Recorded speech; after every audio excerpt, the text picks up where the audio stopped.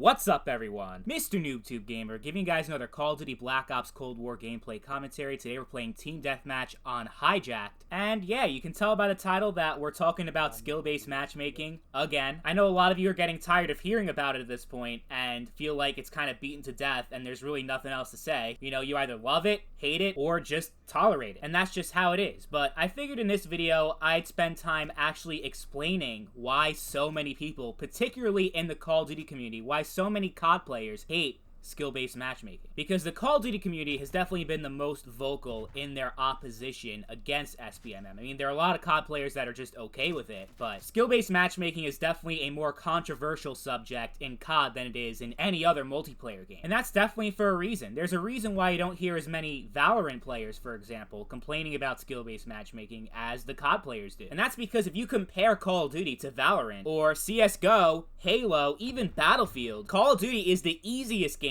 and the most accessible game to play compared to any other online game. You can't name a single game that is easier to get good at than COD. You can't. And this is someone who focuses my entire channel on Call of Duty. I'm not trying to say that Call of Duty is bad because it's casual, but it's casual. Let's be completely honest with ourselves. Call of Duty is not a very hard game to get good at. Because being good at COD only really consists of two things. One is having good reflexes, making sure you kill the enemy before they have a chance to kill you, and sometimes, you know, gunfights can be inconsistent because the netcode isn't always the best. But for the most part, winning gunfights and having a high KD means you have really good reflexes and a very fast reaction time. Besides that, there's not a whole lot of depth to the gunplay. Which brings me to the other thing that makes you good at COD, which is knowing how to abuse the game's mechanics better than anybody else. I mean, just look back at all the Call of Duty games that you've played back in the day. Modern Warfare 2, Black Ops 1, Black Ops 2. Do you think that most of the people that finished on top of the leaderboards were actually skilled players that were genuinely good at video games? No, it's just people that are good at abusing the system and taking advantage of the game's terrible balancing. In MW2 was just everyone shooting danger close noob tubes all over the place. In Black Ops 1, everyone was running Ghost and Second Chance. And in Black Ops 2, everyone was running around with a Target Finder LMG. So that's always been a big part of being successful at Call of Duty, is knowing the system and knowing how to abuse and take advantage of the game's meta. And this isn't me complaining about that, it's just a fact. I think the point I'm trying to get at is that the idea of Call of Duty being this super serious, competitive, sweaty game is a fucking joke. But that's what skill-based matchmaking is supposed to do. It's to make things more competitive and less casual. Because now they're restricting who you can get matched up with based on your skill level. And now they even go as far as to break up lobbies after every single match. So what happens now is instead of just being able to pick up the game and have fun, you're playing against the sweatiest of all sweats. You're feeling like you're playing at a $10 million CDL finals every single fucking time. And to me, it's just fucking boring. I don't play COD to have a sweat fest. If I want to pour sweat like I'm in the fucking Sahara Desert, then I'm gonna go play CSGO.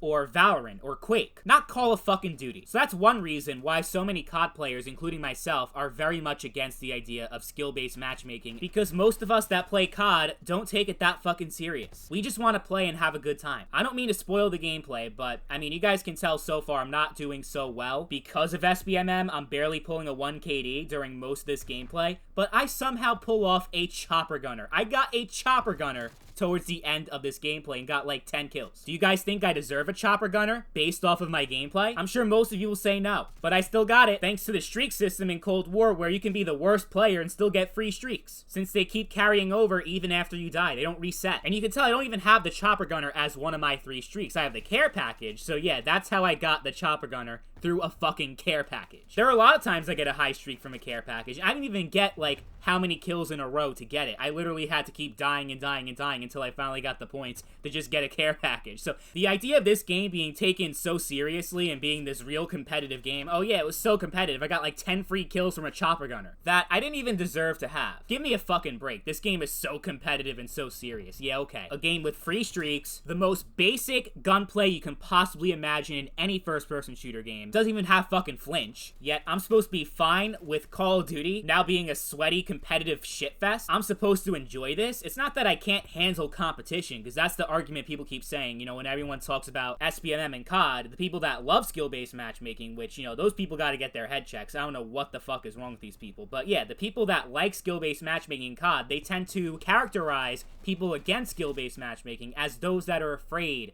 of competition, aren't good enough to handle skill-based matchmaking, which I find hilarious because the whole point of SBMM as a concept is not necessarily to make games tougher for good players. I mean, that's exactly what it does, but that's only a consequence of what they're really trying to do, which is to make the game easier for bad players and people that are terrible at the game. They want to put SBMM in there so that they don't scare away the bad players, because if you keep dying all the time, you're not going to have fun, right? So skill-based matchmaking is meant to be a safe space for people that suck ass at the game. But as a consequence, it makes the game harder for people that are half decent. And the thing is, I can understand skill-based matchmaking being implemented in a game like CSGO, Valorant, even Halo, where the skill ceiling is much higher than in Call of Duty. The skill ceiling in COD is so low that I can touch it. Even before skill-based matchmaking, I can play my very first game of a brand new Call of Duty and instantly be good at it. You can learn the entire game in just a few matches, but in games like Quake, Rainbow Six Siege, Valorant, those games are definitely more layered, and there's a lot more that you need to understand mechanically in order to actually be half decent at those games. So SBMM I can kind of understand a little bit more in those cases, but Call of Duty is like the one game that is easy to learn and not that difficult to master. And if you feel like you need skill-based matchmaking to be good at Call of Duty,